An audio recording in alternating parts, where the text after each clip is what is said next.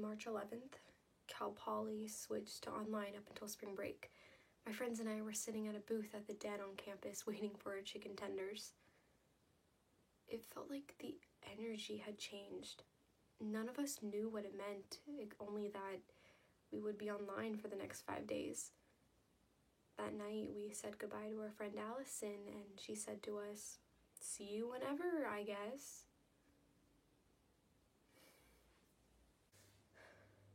March 13th through 14th, there were no more classes. My roommate had already left, so I avoided being in the room because it felt extremely odd. No one really had any work to do, so all my friends and I did was watch movies. Aquamarine, Teen Beach Movie, Descendants 3, All the Right Places, and Frozen 2. Sophie's parents want her home Sunday.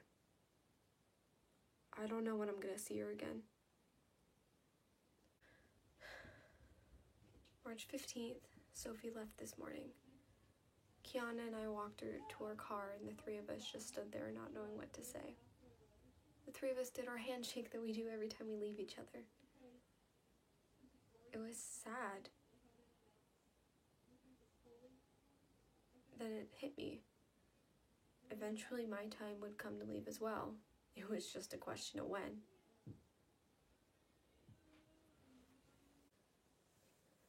March 16th, Kiana and I went to the dining hall and things were different. There were fewer tables and chairs, and only 2 people could be at each table. We joked about how it was good that we were the only ones left because then nobody was awkwardly left out. It felt like this was when everything began to change.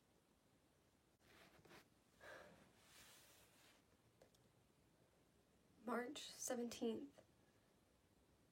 My last friend, Kiana, left. She had texted me about midnight the night before to tell me that her parents wanted her home. It felt weird waking up that morning. Once she left, it would just be me, and I had no idea what I'd do. I didn't know when I was going to be home still. We were both wearing Cal Poly attire, her sweatshirt, me a t-shirt. We went to the dining hall and were in for a shock. There was caution tape everywhere, all around the seating.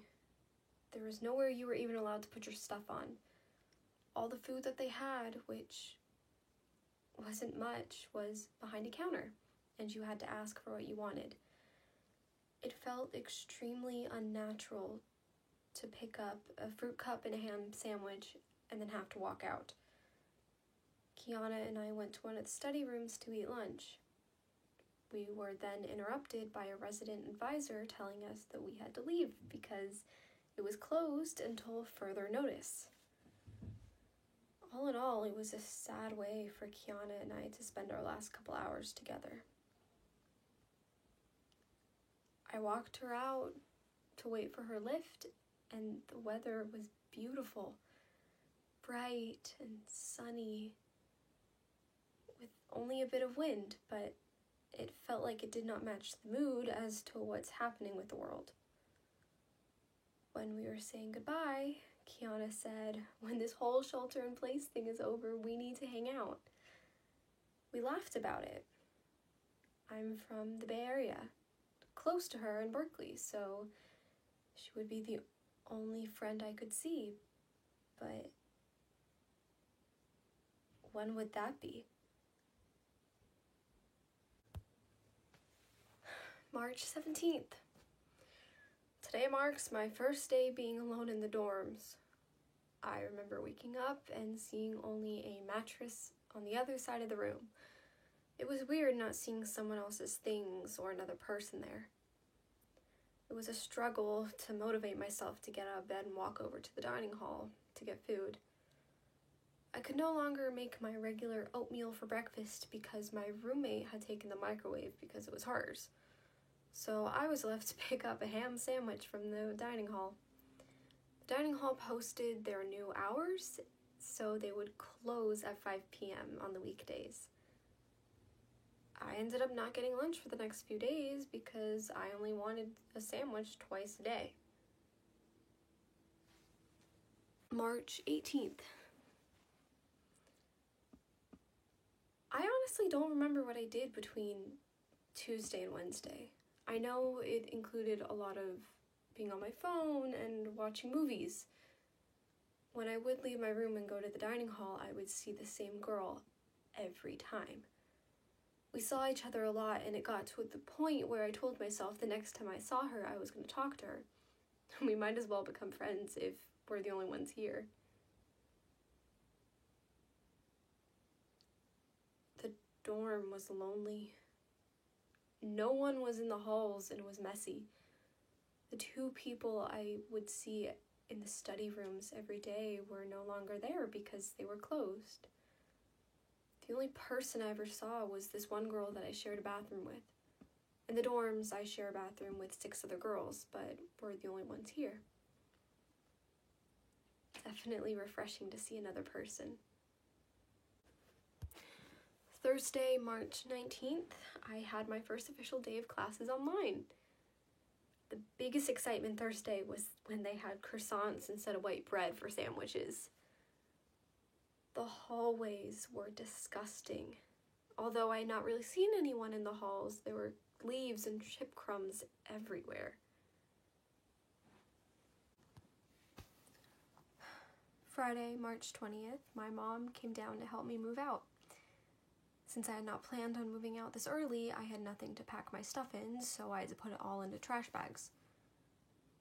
We had to carry everything out because the housing office didn't have enough carts for everyone. We had to carry as much as we could to the car. It took 2 hours until we were finally able to get a cart so we could move the fridge out. But during the move-out process, I had to hop onto my computer to attend my intro to film class.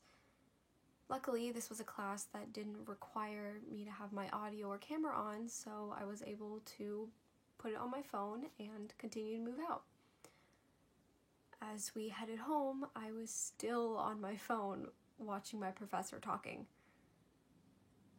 About halfway back to Pleasanton, we stopped at a gas station. It was the most people that I have seen in a while, and honestly, it was overwhelming. I had expected the gas station to be the least populated place, but it was filled. There were people everywhere, and I felt uncomfortable. The ladies' bathroom was filled with people. There were only 3 sinks. Everyone was waiting to wash their hands. No one wanted to get close to anyone. When we hit the highway closer to my hometown, there was only a few cars on the road. Usually there's a lot of traffic. At school, I was in a bubble, only leaving my room to go to the bathroom or go to the dining hall, and I'd maybe see 1 or 2 people on the way. Here, there was no one. I lived down the street from a mall and a BART station. When we drove past the parking garage, I saw no cars. I had never seen it that empty. Further down the road, there was nobody walking around, and people's lights were off in their houses. It felt like a ghost town. The sky was dark and gray from the rain earlier, and what I was seeing felt unrecognizable. This town was not what I left 2 months earlier. Although everything I grew up around had not changed, there was this new eerie feeling of being home. And I was going to be home for a long time.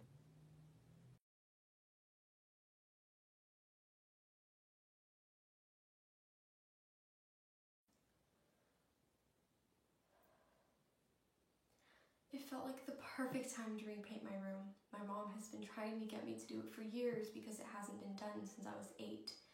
The last time I was doing it, I was transforming it into a High School Musical theme.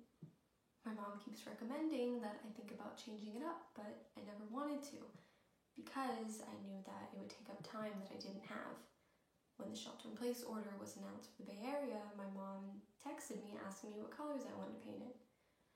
Due to lack of space and paint fumes, I was moved to sleep on the couch, which Wasn't a big deal until I was told 2 days later that my sister's boyfriend was going to be staying with us.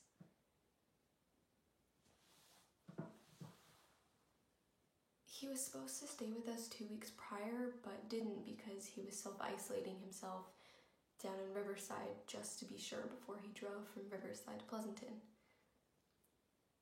He would be sleeping in the family room, which meant that the common space that I used the most would be occupied.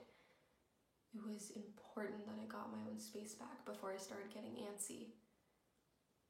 Gabe is an international student from Brazil and lived by himself down in Riverside. Originally, my sister had wanted to go down and stay with him so he wouldn't be alone, but my parents didn't want her to, so they said he could stay with us. She was still a bit unhappy at the fact that she had to stay here, but I think it's just because she didn't understand. If she left, we might not see her for a couple months. I mean, don't you think that at a time like this, family's more important than a boyfriend of 1 year? Once he arrived, her mood, of course, switched immediately. The whole weekend turned into a let's play games all day and get upset when Jenny doesn't want to play because she has to do homework or paint her room. I was moved to the couch over in the living room, which meant that I didn't have to share the same space with him, but how the couch is angled, I can still see into the family room. And boy, he loves to watch movies and videos on his phone without earphones. I mean, I can sleep with sound on, but it's only if I'm controlling it. Okay, so I can sleep with some sound on, but not when it's Ted and loud laughter in the background. It's been hard trying to adapt living with him because although I've known him for a year and he's visited before, he still feels like a stranger to me. He's just so comfortable around all of us and I feel out of place. He treats me like a younger sister, but it's not in the cute sister-boyfriend type of way. Like calling me out because I haven't done my dishes, but the truth is that I've been doing my dishes and he hasn't done any since he's been here. I heard him talking and he was going to leave and my sister was going to go with him. Then she wasn't going to go. Then she was going to go with him. Then she wasn't. Then she was. Then on Sunday we were playing Monopoly and Gabe was leaving and she didn't go with him. I feel bad because I know that it upset my sister, but at the same time I can't help but be a bit happy because this means that there's more space and everyone gets their own room.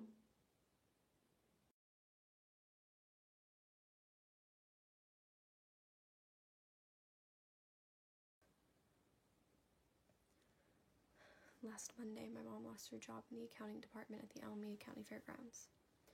She was paid until the last Friday in March and then was fired the following Monday along with half the staff. Events at the fair are being canceled left and right, and there's a possibility of there still being a fair at the end of June. If that's the case, then she'll be hired back for that, but won't be hired back full-time. I asked her how she's doing, and she said, "I'm fine. I saw this coming, and that doesn't change the fact that it happened, but I'm doing okay. This just means I'm gonna be home with you girls for a while." I'm happy. I'm happy that my mom's safe and at home. However, it's my father that I'm worried about. My father is a district attorney with the County of Alameda. He's an essential worker, so he's going to work as if nothing's going on.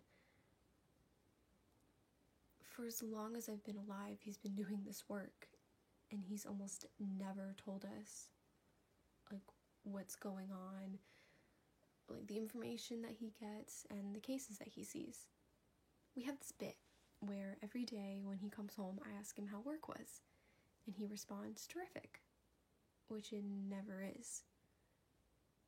The only time I remember him telling us anything was around Christmas last year, because we were in Mexico and he had to find Wi-Fi because somebody he had charged had been released and wasn't a fan of my father. Anyway, every day he's been coming home looking exhausted, and I don't know what's going on. I asked my mom how he's doing with all this happening, and she said he has law enforcement who comes into his office every day, so he is hearing everything that they're not putting on the news, which is not fun for him, of course. Crime doesn't stop, even during a pandemic, and everyone's being forced to work. He told me that starting the first Wednesday of April, everyone in his office had to show up or use their vacation time or sick leave. I said, that's terrible. All he said was, I have 3 kids who are adults, so it's not much of a big deal for me, but for some of my coworkers with younger children and other people to take care of, this is not the case.